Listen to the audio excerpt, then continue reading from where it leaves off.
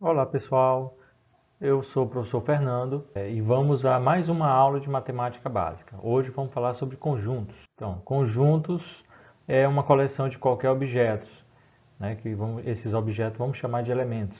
Podemos representar um conjunto colocando seus elementos entre chaves, separados por vírgula.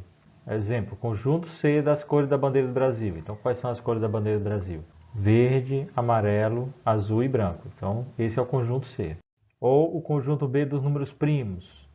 Então, 2 é primo, 3 é primo, 5 é primo. Estamos separando todos os elementos usando vírgula e esses elementos entre chaves. Bom, agora vamos ver alguns conceitos primitivos. Toda vez que a gente for nomear um conjunto, a gente tem que usar a letra do nosso alfabeto, letras maiúsculas. Já os elementos, se a gente for representar por letra, tem que ser letras minúsculas do nosso alfabeto. Bom, quando eu estiver comparando um elemento com um conjunto, para saber se esse elemento faz parte desse conjunto ou não, a gente vai usar o símbolo de pertence, para dizer que ele faz parte do conjunto, que ele é elemento do conjunto, e a negação disso é o símbolo de não pertence, que é esse ezinho cortado. Tá? Então, se um elemento é elemento do conjunto, a gente bota que esse elemento pertence ao conjunto. Se não, o ezinho cortado para dizer que ele não pertence. Aqui nós temos exemplos, nós temos o conjunto B que são dos números primos, conjunto C que são as cores da bandeira do Brasil, e aí a gente quer saber o 7, ele é um elemento do conjunto B, ou seja, 7 pertence a B? Como a gente pode ver, né? 7 pertence a B, então por isso a gente vai colocar que 7 pertence a B. Mesma coisa, verificando o 9, 9 pertence a B? Bom, depois do 7, o próximo primo é 11. Então, o 9 não pertence ao conjunto B, né? Por isso, o símbolo é esse. A cor vermelha pertence ao conjunto C? Ó, a gente não está vendo, tem verde, amarelo, azul e branco. Então, o vermelho não pertence. E o azul pertence ao conjunto C? Pertence, né? Está aqui, ó. 4 pertence a B? Não. Depois do 3, pula para 5, né? 4 não é primo, então 4 não pertence a B. 5 pertence a C? Cuidado, 5 é um número primo, mas ele está querendo saber em relação ao conjunto C, que é o das cores. Então, 5 não pertence a C. Verde pertence a B? Bom, verde pertence a C, mas a B não, né? Porque B só tem números. Branco pertence a C? Bom, como a gente está vendo aqui, ó, branco é uma das cores da nossa bandeira, então vai pertencer ao conjunto C. Outra maneira de representar um conjunto é por meio de uma propriedade ou uma condição comum a todos os elementos. Exemplo, x tal que x é um número natural ímpar. Então, mesmo sem eu ver quem são esses elementos, com base nessa regra, nessa propriedade, nessa condição, eu sei quem são esses elementos. Eu sei que, por exemplo, o número 3 é um elemento desse conjunto, já o número 2 não é. Então, visualizando aqui os elementos, seriam esses, né? Outra propriedade, x tal que x é um número natural maior do que 5. Então, vamos imaginar os números naturais e aqueles que são maiores do que 5, então temos o 6, temos o 7, temos o 8, temos o 9 e assim infinitamente. Então esse é o conjunto A, onde todos esses elementos têm essa propriedade comum. Bom, agora chegou a hora da gente exercitar um pouco, tá? Então vocês vão ler aqui as questões, vão dar uma pausa no vídeo, vão responder e depois vão conferir, né? Dar o play no vídeo para poder conferir se vocês acertaram, né? Então, vamos primeiro ver as respostas para depois tentar responder, assim não vale, né? Então, lendo aqui a questão, em cada caso, reescreva o conjunto dado enunciando seus elementos. Então, o conjunto A é x, tal que x é a letra da palavra beterraba.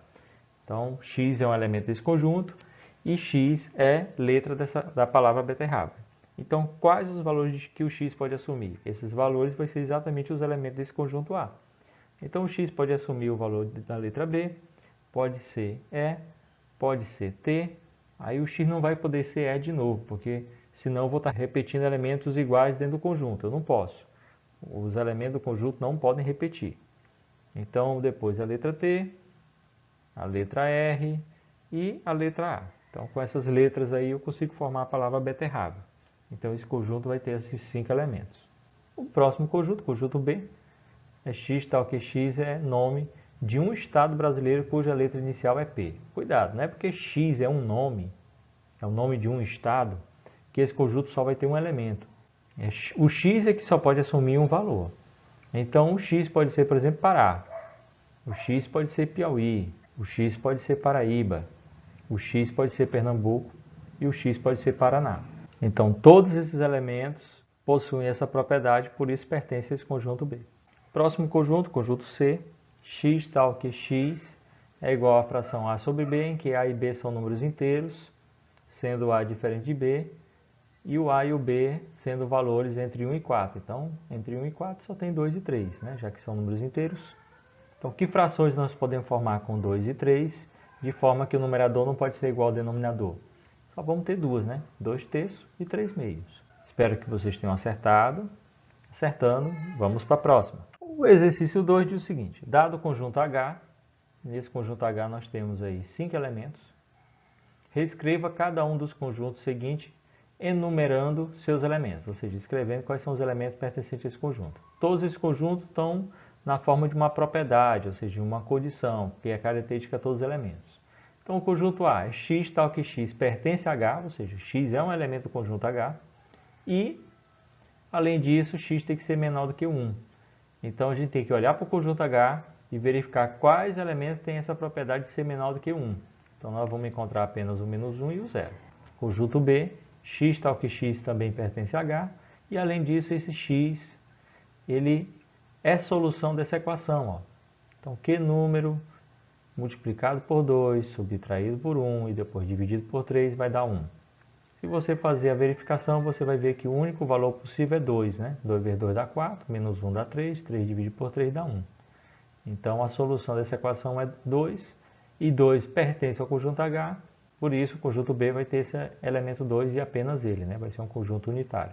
A letra C, temos o conjunto C, que é x tal que x pertence a H, e, além disso, x é um quadrado perfeito. Bom, aqui vai ser um pouco polêmico, porque qual o conceito de quadrado perfeito? Tem alguns autores que dizem que o número quadrado perfeito é um número que tem raiz quadrada no conjunto dos números inteiros. Outros dizem que é um número que representa o lado de um quadrado. Então, dependendo do conceito, você vai concluir que o zero é um quadrado perfeito ou não.